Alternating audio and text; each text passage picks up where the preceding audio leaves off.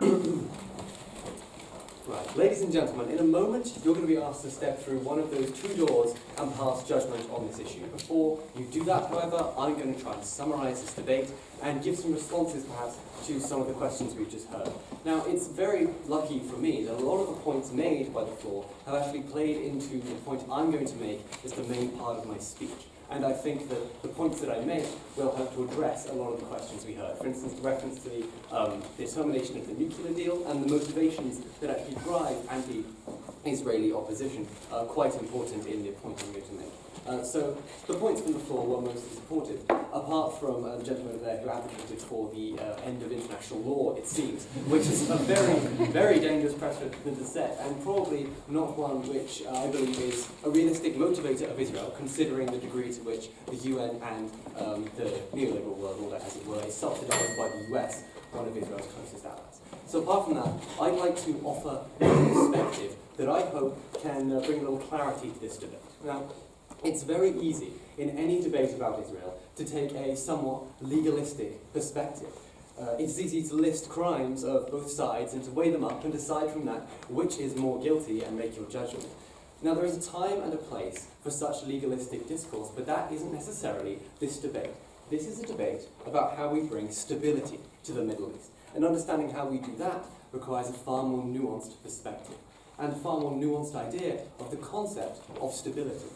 Now, stability is different from simple peace and quiet. Peace and quiet is only the absence of violence. It's what reporters will say when the shooting briefly stops. But this calm isn't stable. The divisions and hatred that fuel violence remain, and the slightest nudge could cause it to collapse back into chaos. Stability, on the other hand, is an acceptance of order. It's an agreement to coexist, to work with your neighbours, to create a better world from the situation you've been handled. Stability is, at its core, long-term. Peace and quiet is simply a facade, waiting to be shattered. Your decision tonight, then, should be upon how we replace temporary calm with permanent stability. Now, from this perspective, the legalistic approach is of little use. At this stage in the peace process, and I believe I'm echoing the sentiment presented by Jonathan earlier, all we can do is attempt to promote the dialogue between the groups. And dishing out accusations is not the best way to encourage compromise. Again and again, tallying up the crimes committed by both sides in this conflict isn't going to make either side more receptive. Now, when our goal is simply to get both parties to come to the table, our first compromise should be to save passing judgment until an agreement is reached. Because without an agreement, the conflict will continue and more crimes will be committed by both sides. But my proselytizing aside, we do actually need to come to a judgment on this debate. So, the main cause of Israel's destabilizing nature then has a lot to do with narrative. Narrative is crucial in creating identity. It tells us where we come from and what to expect from the future. It secures us as part of a historical journey that we have to continue into the future. In short, the narratives we believe in tell us who we are. On a superficial level, the conflict between Israel and its neighbours could be couched in purely military, strategic terms. But to do something like that in a conflict that's so driven by identity would be to overlook a huge part of the problem. For example, the internal politics is very much driven by narrative. The Zionist movement has always been clear on the story of the Jewish people, starting with the occupation of Judea by the Romans, a people who were exiled from their homeland and have finally been allowed to return. Their historic claim to the whole land of Israel is what continues to inform the Quds policy on settlements in Gaza and the West Bank. To withdraw from these areas would represent an abandonment of Zionist values and a fundamental rejection of the Zionist narrative. It's clear from the Quds' success in the 2015 election that this historical narrative is still central to Israeli identity. Likud was the party that conducted the first peace agreements with Arab states in the 80s and 90s. I agree with that. However, given the violence that has continued from that point up until the present day, this seems more like temporary calm than permanent stability.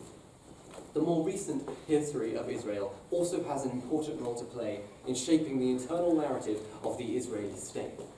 It can't be disputed that Israel has faced hostility from its neighbours from the very moment of its inception. The Arab-Israeli War in 1948 began, in Israel, a narrative of isolation and existential danger. This has only been entrenched by the Machiavellian response of Israel's leaders.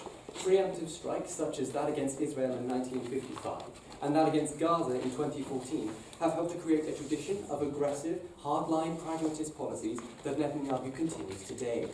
This is not to say that such defensive policies cannot be politically justified as self-defense, but the unintended consequences of these policies certainly count against Israel.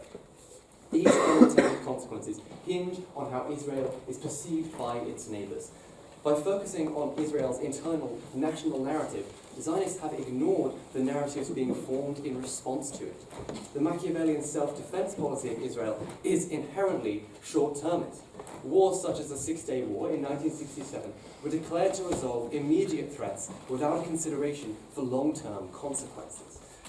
Israel's uncertain position necessitated a way of thinking about security that centered on simply surviving from one year to the next. This short-termist approach fails, however, when applied to Israel's new position as a leading regional power. Israel's narrative has failed to adapt to its reality. It's no longer a weak, newly founded state. It is now the foremost military power in the region and the only nation there to possess nuclear weapons. This refusal to adapt the national narrative to best suit a regional leader has allowed new narratives to fill the void. Across the states of the Middle East, as we've heard from the opposition, anti-Israeli views are commonplace, and the demonization of Israel is a tried and tested political strategy. For instance, when Syria seceded from the United Arab Republic in 1961, they cited Egypt's failure to sufficiently oppose Israel as a motivator. And to this day, as we've heard, Iran continues to call for Israel's destruction as a political tool to win support of groups across the Middle East. Now, the use of anti-Israeli narrative by neighbours is not morally justifiable, and nor is it the fault of Israel. However, Israel's failure to recognise the unintended consequences of its actions and its failure to compromise on its traditional security policy has only served to entrench narratives of division and to create opportunities for its opponents to exploit these narratives. Luther's uncompromising stance on settlements, the division of Jerusalem, the occupation of Golan Heights, reinforce what Israel's neighbours already believe, that Israel is an aggressive, occupying force. Narrative tells us where we fit into the world and what we should expect from the future. Narratives of opposition and hatred instruct us to reject attempts at reconciliation and to plan for eventual victory over all our opponents. People on both sides of this conflict are driven by narratives like these, which persist even through periods of peace and calm. Despite signing a peace treaty, for example, in 1978, a 2015 poll found that Egyptians still believe Israel to be the state most hostile to their nation. Different regimes may take different approaches towards Israel. However, as long as these regimes are built on a continuing anti-Israeli narrative popular among their populations, even positive gestures can only be seen as superficial. Stability is an agreement to coexist and an acceptance of the status quo. When the foundational narrative of both sides dictates that coexistence is impossible and that the status quo must and will be overthrown, this acceptance is impossible. Stability in the Middle East requires shifts in identity and narrative for both Israelis and Arabs, because of Israel's failure to compromise, seem unlikely. To create stability, a narrative of stability is needed. And Israel saw itself as a regional leader and prioritized long-term stability over short-term security could fulfill this goal.